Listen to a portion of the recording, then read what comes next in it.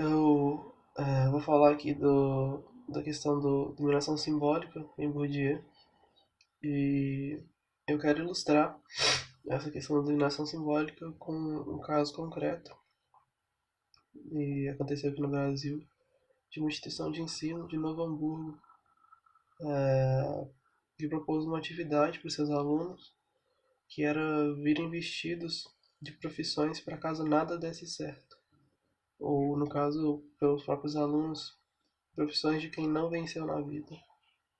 E eles foram vestidos de ambulante, cozinheiro, atendente de fast food, garçom.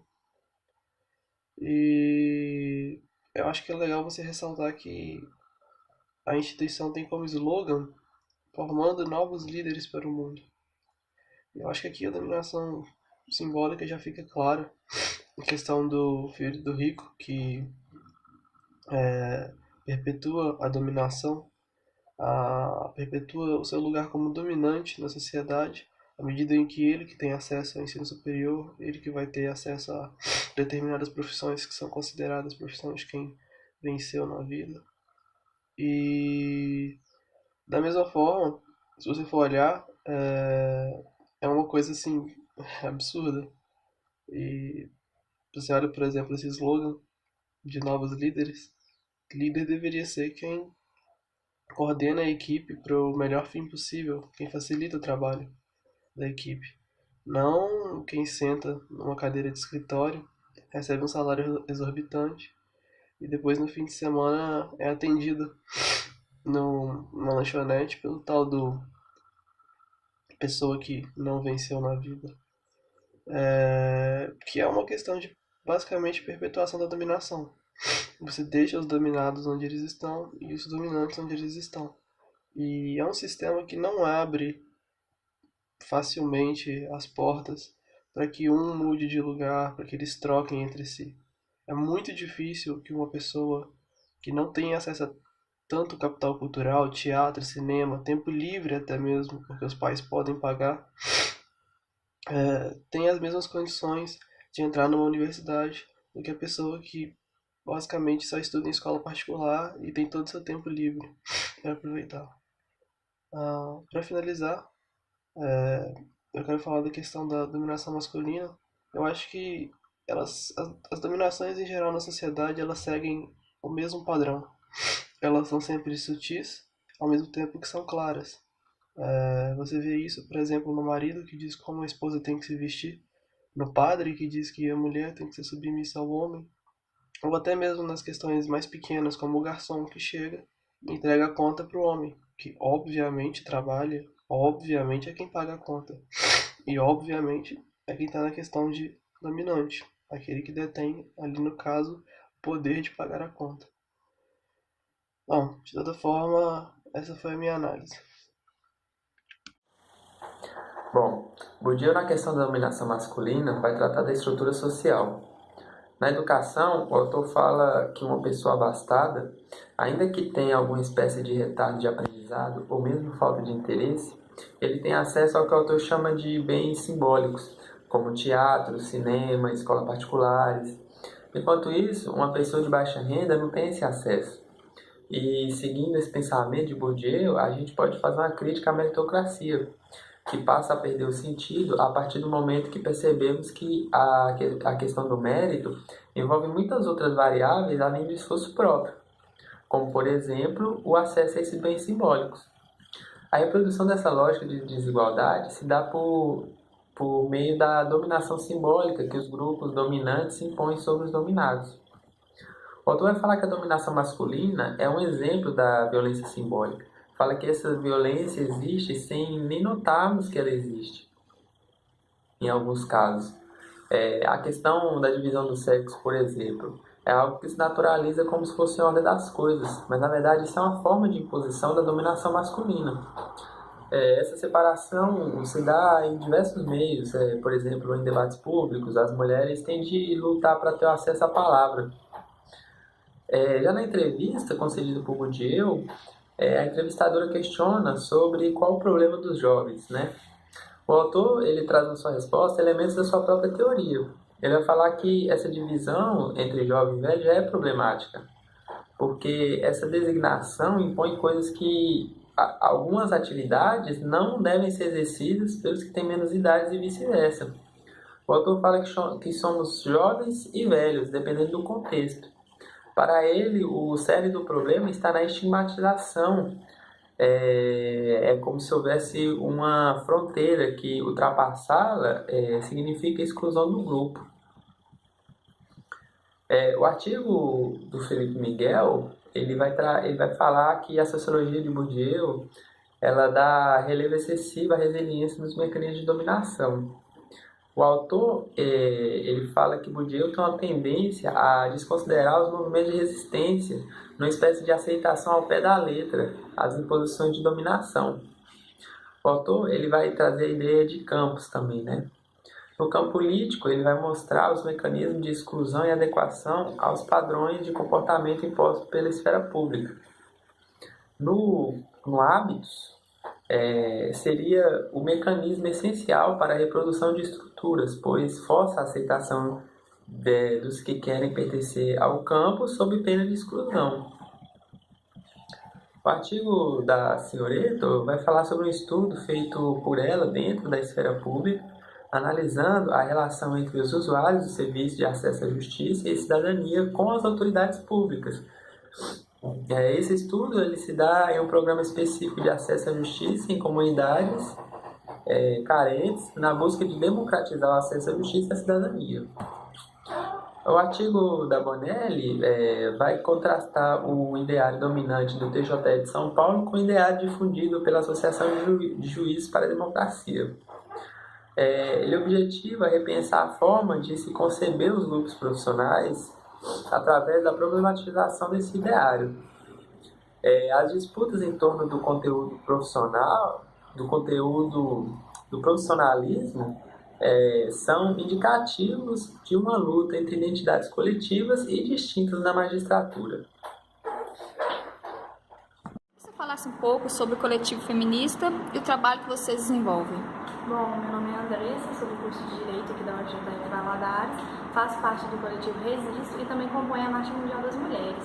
O coletivo Resisto daqui de Governador Valadares, ele foi uma ideia, uma iniciativa de alunos do curso de Direito e do curso de Economia, para unir as estudantes e as servidoras para combater o machismo que existe na nossa universidade e na cidade de Valadares, que é uma cidade bastante cunho patriarcal. Ultimamente a gente tem feito reuniões de auto-organizações, ou seja, para nós mesmos, para a gente se auto-organizar, a gente aprender e estudar um pouquinho sobre o que é o feminismo, as suas vertentes, porque tem várias vertentes, vertente marxista e outras, e a gente está estudando um pouquinho e se houver uma demanda, a gente age, a gente já fez intervenções no restaurante universitário, com cartazes e umas intervenções também mais teatrais. A importância do movimento feminista? Bom, o movimento feminista ele busca a igualdade de gênero, ou seja, entre homens e mulheres na nossa sociedade, a igualdade de papéis que nós temos na sociedade.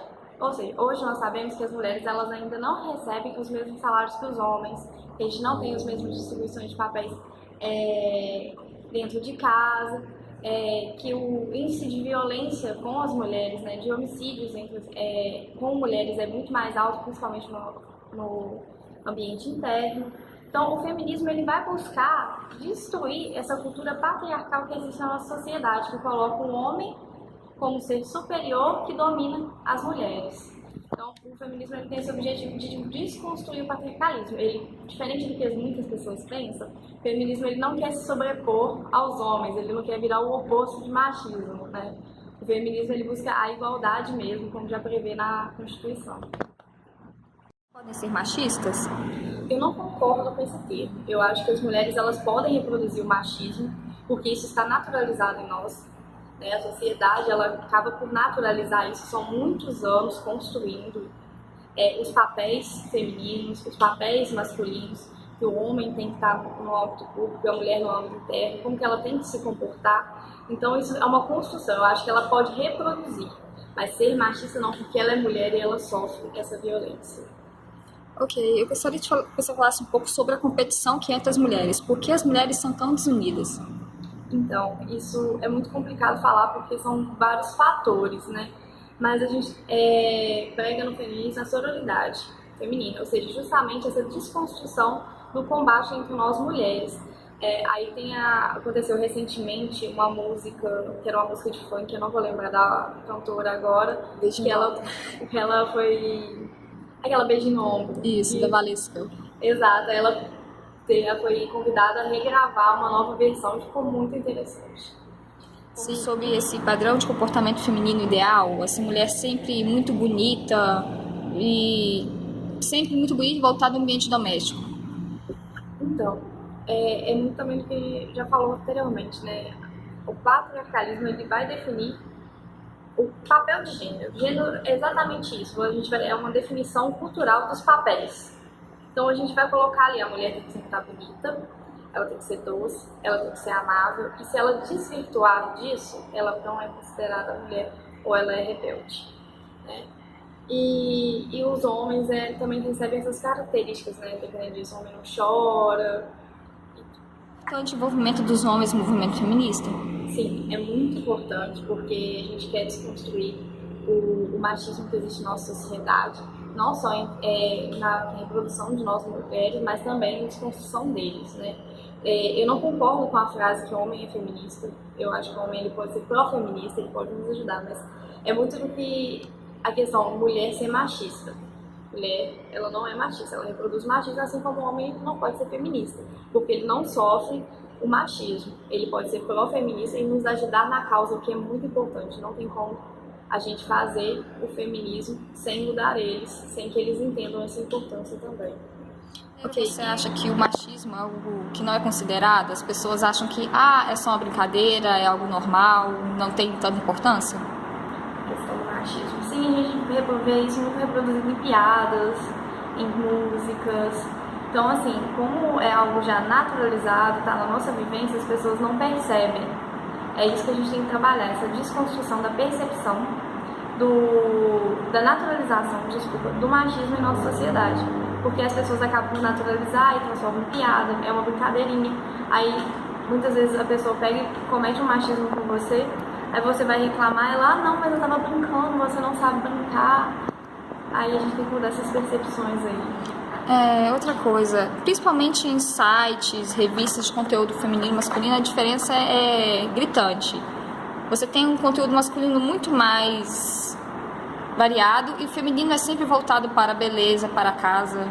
Por exemplo, uma revista feminina, durante a época da Copa, ela fez uma reportagem sobre como se vestir para ver os jogos. Ela não estava dando nenhuma importância ao evento esportivo e sim apenas a aparência da mulher.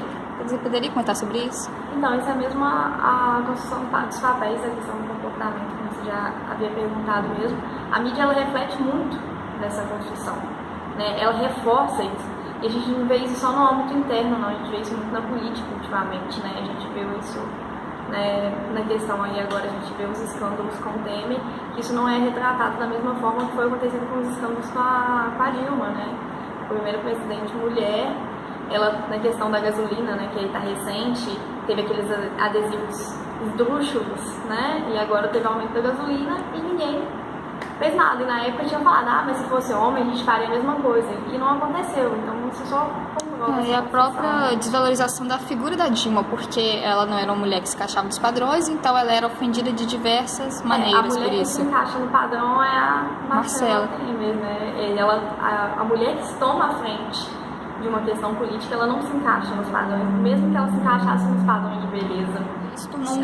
Algumas pessoas adotam ele como termo pejorativo, como uma forma de ofensa, como se fossem mulheres histéricas que reclamam de tudo, só que isso também seria uma forma de discriminação.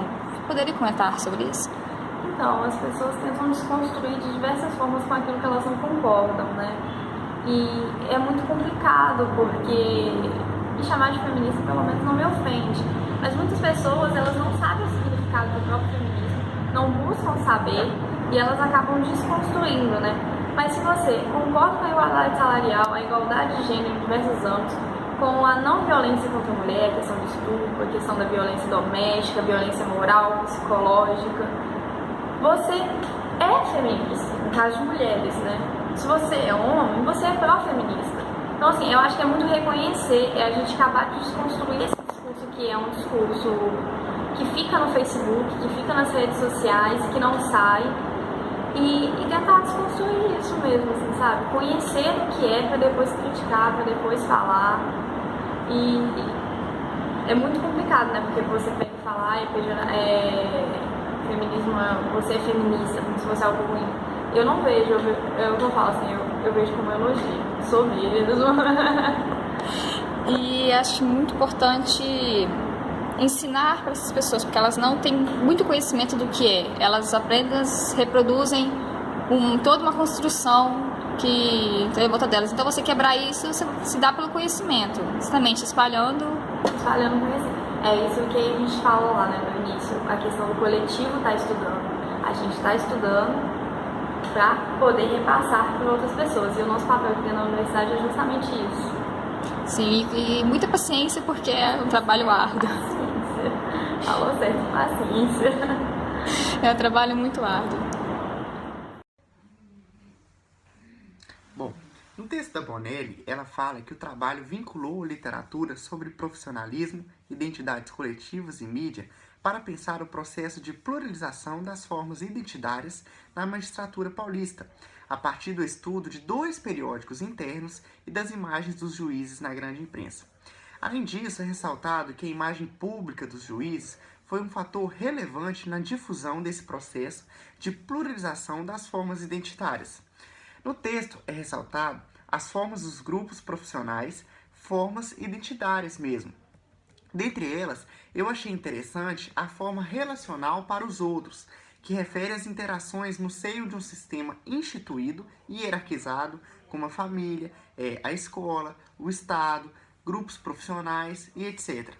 É uma identidade que implica um eu socializado pelo desempenho de papéis, caracterizando as identificações estatutárias ou categorias mesmo. No que toca ao Bourdieu, ele está preocupado com a estrutura social. Na dominação masculina, ele fala de uma violência simbólica, uma violência sensível, suave. Por isso, ele afirma que a divisão entre os sexos parece estar na ordem das coisas. A própria ordem social, ela tende a ratificar, confirmar a dominação masculina através da divisão do trabalho, das atividades atribuídas a cada um dos sexos e etc. As características femininas, elas são muitas vezes entendidas como submissas, como algo mais frágil. Bom, com esses conceitos que o Bourdieu traz para a gente na dominação masculina, de capital cultural, hábitos, determinação do arbitrário, com essa série de conceitos nós vamos analisar a obra do Signoretto e do Bonelli, e também o vídeo Que Horas Ela Volta, um filme Que Horas Ela Volta. Na sua obra, Jacqueline Signoretto, ela vai trazendo esse artigo para a gente, esses centros de integração à cidadania, que buscam mesmo aproximar a justiça desses cidadãos de classe pobre e classe média baixa, de forma a integrá-los na justiça, uma vez que não compartilhando desse hábitos, dessa linguagem jurídica, dos meios jurídicos, não tendo condições econômicas, culturais, sociais de ter acesso a essa justiça, muitas vezes eles ficam isolados desse meio de acesso à justiça. Enfim, a Signoretto vai trazer para a gente que, apesar dessa tentativa de aproximação, muitas vezes os centros de integração à cultura não acabam por reproduzir mesmo essas estruturas de dominação, seja na disposição das mesas na hora do julgamento, com o juiz acima de todos, seja nas vestimentas, que sempre são extremamente robustas naqueles que promovem a justiça, nos advogados, promotores, juízes, etc. Ou seja, mesmo na separação dos banheiros, um destinado aos juízes, outros aos advogados e outros às demais pessoas. Essas estruturas acabam por reproduzir mesmo essa cultura de dominação, de que há uma certa hierarquia entre aquelas pessoas naquele campus. Já o Bonelli vai trazer uma visão crítica a respeito desse campus, na medida em que nem todos aqueles que promovem essa justiça compartilham dos mesmos hábitos. Eles possuem acepções morais diferentes, concepções sobre a vida mesmo, divergentes entre si. Então, não se pode generalizar e homogeneizar esse campus falando que todos se reproduzem e agem de uma mesma maneira, de forma a eternizar esses valores mesmo que são compartilhados hoje em dia na justiça. Já o filme Que Horas Ela Volta, nós podemos perceber muito bem os fatores de dominação na medida em que a Jéssica, não compartilhando desse capital cultural de dominação dos patrões sobre as empregadas, ela se porta como uma pessoa equivalente aos demais que estão naquela casa mesmo, comendo da mesma comida que seus patrões, dormindo no mesmo lugar onde as visitas e os convidados dormiriam. Isso causa um choque muito grande na medida em que se percebe que essa eternização do arbitrário nem sempre foi assim, e não haveria porquê de sê-lo também. A Jéssica, nós podemos perceber também, o Bourdieu, na medida em que os comportamentos da Jéssica são repreendidos pela sua própria mãe, que compartilha desses fatores de dominação e acaba por reproduzi-los. Vou falar sobre a dominação masculina em Bourdieu e, primeiramente, eu vou falar sobre o paradoxo de Doxa, que seria essa ordem no mundo, essa ordem quase que natural, que dificilmente sofre uma alteração, e quando sofre uma alteração, ela é muito temporária, durante uma revolução ou algo assim. E é nessa própria permanência dessa ordem que você encontra essa permanência da estrutura das relações entre os sexos, como se fosse algo natural e inerente à condição masculina e feminina. Essa natural divisão pode ser observada principalmente em ambientes como o ambiente de uma casa, uma cozinha, sempre voltada a um ambiente feminino, algo mais doméstico, e uma sala mais social, voltada ao ambiente masculino, ou então um escritório, algo voltado ao trabalho, sempre masculina. Ela pode ser observada também em brinquedos de menina, sempre... essa própria divisão entre brinquedos de menino e menina. Brinquedos de menina sempre bonecas, ou então bonecas com roupas, coisas que imitam eletrodomésticos mesmo. E as brincadeiras, elas sempre são muito voltadas ao cuidado, incentivando a doçura e cuidado das meninas, ao mundo cor-de-rosa, enquanto os meninos incentivam a ser aventureiro, a buscar bens materiais, a disputa, como a própria bola de gude, que você, se alguém joga isso hoje em dia, que você sempre tem uma disputa, o carrinho, o pega-pega, sempre algo que ocorre uma disputa entre os homens, preparando eles para a vida, para uma competição que haverá fora por empregos, por subsistência.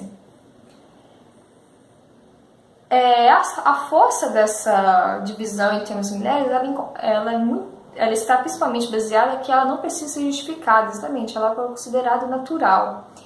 Em que os homens representam os seres superiores, os homens representam variantes de superiores e as mulheres inferiores. Os próprios órgãos sexuais femininos, eles demoraram a ser estudados, foram só a partir do iluminismo, se não me engano, do renascentismo, que eles deixaram de ser considerados apenas os órgãos como iguais aos órgãos masculinos, mas apenas invertidos. Não havia nenhum estudo real sobre isso. Até hoje, no exame ginecológico, você tem uma espécie de sacralização do corpo feminino, uma sacralização da vagina, porque a mulher, em alguns países, o médico, ao fazer a análise, ele não olha diretamente para a mulher, ele olha por espelhos, ou então, enquanto faz o seu exame médico, ele não olha para o rosto da paciente. Essa sacralização também pode ser percebida nos signos do fechamento do corpo feminino, como os braços cruzados, as pernas sempre fechadas, a cintura, todos esses gestos mais tímidos que representam o fechamento, que representam essa divisão entre puro e impuro. Uma coisa muito interessante percebida, principalmente em ônibus ou em qualquer lugar, o ambiente público, em que você, mulher, vai se sentar, ela geralmente se senta com as pernas cruzadas, mais calma, pernas cruzadas, mais tímida, enquanto os homens eles geralmente se espalham, eles sentam com as pernas abertas, ocupando muito espaço. Isso representa muito essa própria forma de comportamento masculino, que é sempre voltado como se fosse a ágora, que é voltado à vida pública. E a mulher se sente muito tímida, é um ambiente privado, algo bem mais restrito. Essas formas de dominação elas estão presentes também nas instituições de ensino, nas igrejas, vários locais que sempre reproduzem essas formas de dominação. E as próprias mulheres elas podem também começar a reproduzir essas formas de dominação, ao ensinar suas filhas a se comportarem como mocinhas, ao não permitir que seus filhos dividam as tarefas domésticas, ou porque acham que eles não sabem, porque acham que eles vão fazer mal feito. A relação sexual é uma relação de dominação, em que o homem ele busca prazer, ele é sempre o ser ativo do relacionamento, e a mulher é um objeto que deve trazer satisfação ao homem. E essa forma de dominação também está presente nas relações homossexuais, em que você é uma feminização do passivo, enquanto ser ativo considerado um ato de dominação.